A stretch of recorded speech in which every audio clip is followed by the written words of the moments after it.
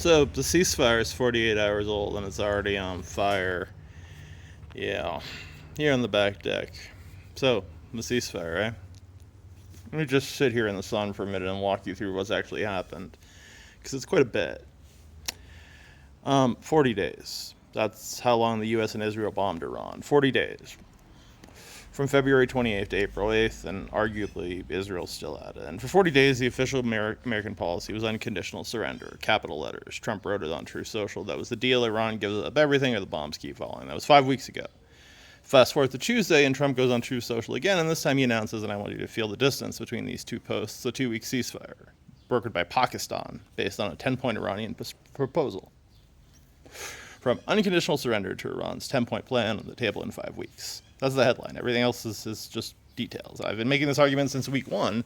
Iran doesn't have to win this thing. Iran just has to not lose. And here's why that matters right now. The Strait of Hormuz has been closed or functionally closed for 40 days, and global energy markets are in chaos. The International Energy Agency issued public conservation advisories to civilians.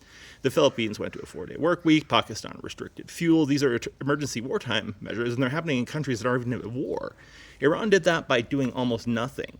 They closed the strait. That's it. They didn't need to defeat the U.S. militarily. They didn't need to sink a carrier. They didn't need to create enough economic pain that the continued costs basically outweighed the cost of stopping it. And by Tuesday, they had. Trump blinked, and he blinked within 2 hours of his own deadline. He had told Iran a whole civilization would die that night if they didn't deal. 2 hours later, Pakistan announced a ceasefire. Iran didn't surrender. Iran didn't even capitulate. Iran submitted a counterproposal. It's on the table. Now, here's where it gets kind of messy, because the ceasefire is already on fire, metaphorically, hopefully. Israel immediately announced the ceasefire doesn't include Lebanon, and Netanyahu said it the same day, and then Israel launched what Lebanon is calling some of the heaviest strikes of the entire war.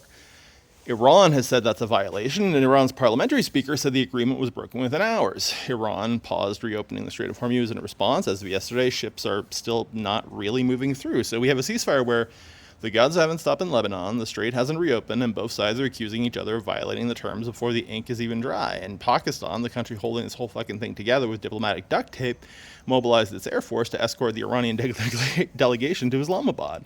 Fighter jets, tankers, a protective air corridor over the Gulf so Iranian negotiators could travel safely.